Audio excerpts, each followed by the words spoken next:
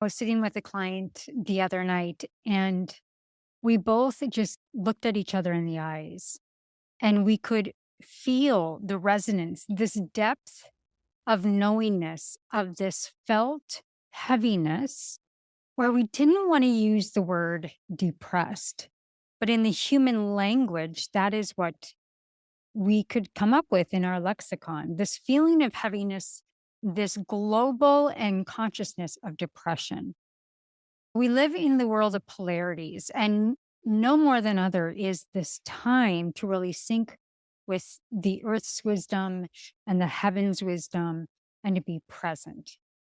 And when we acknowledge and understand that these energies allow us to be self aware and dictate where we want to resonate on that level of emotional scale, where the top is going to be joy and elation and the bottom is complete shutdown, we can really start to feel where we're at in our nervous system so that we're self aware and make a better choice of where we need, number one, healing, and number two, where we desire to live in resonance with our life.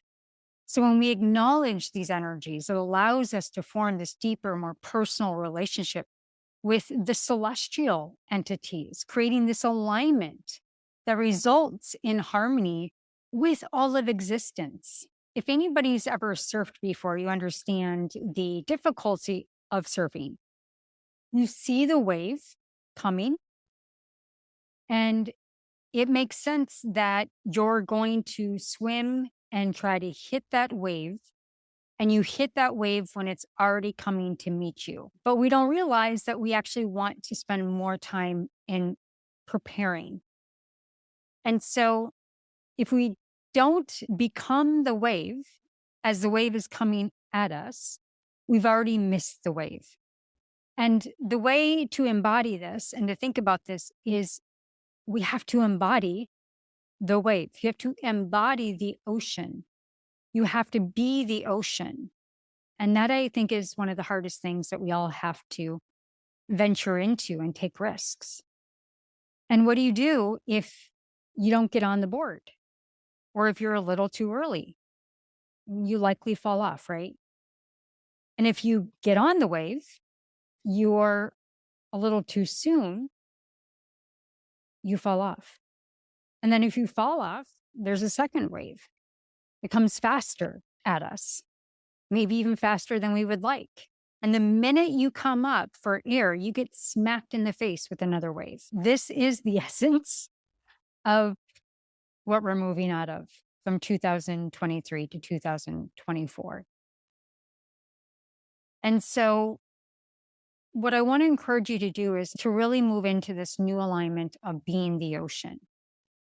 It is the pursuit and the awareness and the self-awareness that happens through catching that wave and realizing that you are the ocean itself. So you spend all of this trying to catch the wave when all we have to do is realize that we are the wave. We are the ocean. We are the speck of the water that's then forming into the wave. So we want these big things, but we deep down inside, we fear them. We say we're ready, but we're not. We say we've done everything when we haven't. We say we're positive when we know it's not true. And then we wonder why things aren't adding up. And the strongest frequency, my friends, is truth. I know that, you know that, we know that. It matters what's real, not how it looks.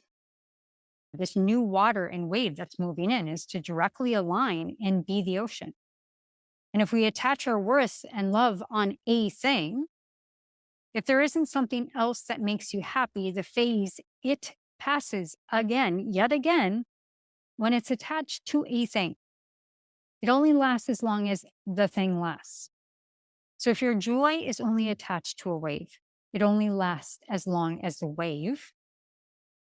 But if the joy is the ocean, then it's reminded in every wave and in every thought that you may have a wave of sadness, but it doesn't take you out. It doesn't change the ocean. Our power is so big. It's scary how big it is. And people have been trying to control other people's power, other people's money, other people's sex forever, because it's the way you control people. This is the way you control people's sacral energy. It is the human's flame. It's money, sex, power. That's it. We exchange our power for peace. We exchange our money for peanuts, and we exchange our sex and sexuality and sacredness for safety when we could be building this heaven on earth. And that's what we're calling it in 2024. So we've been taught to accept so little for so much. And we've complicated joy because it feels like we need to perform to access our own power. We need to perform in order to be paid the way we want to be paid.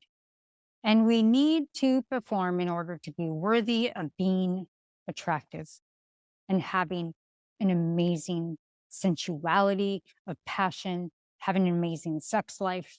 Like we need to perform if it needs to be, if that we need to be something, but it is a complete lie. We've been tricked. We're told this because people knew how simple it was to control once they latched onto it. And then once the ego latched onto the darkness, it became even easier than it is to stand in the light. The control is being removed from the hierarchy. The firmament is getting thinner. The heaven and the earth are coming together in a frequency that the human consciousness and the heavenly consciousness are so close, we're popping a portal. So if you feel like you've been fighting against something your whole life and that you can't find what you're even fighting for, you've been fighting for alignment from what's been taken from you, but your wholeness has always been there. It's just been too foggy. You know, something I picked up lately is my Qigong practice with my friend Peng. And it's reminding me that shaking up and down, bouncing, creating formation through movement of energy is the very thing that removes all the layers of the stagnant energy on the body consciousness, the subtle bodies. There's 5 subtle bodies. There's plenty of podcasts in the Seed Your Success podcast YouTube channel to find those. But there's a moment when you're going to realize that you are the ocean. It's not about every little wave of your life. It's about the ups and downs, which is true. And you've told yourself you're high vibe on one day and you're worthy. And then the next day you have a low vibe. And on another day, you feel limited and completely in self-sabotage. Yeah, that's life. But once you get consistent with being the water, being the ocean itself, observing and proclaiming your sovereignty that nobody can have consent to, you won't be thrown up on the shore anymore. And you will create waves yourself. So I just want to encourage you as we surf out of the turbulence, as we enter a new eye of the storm, just move back into the subtleness of your water.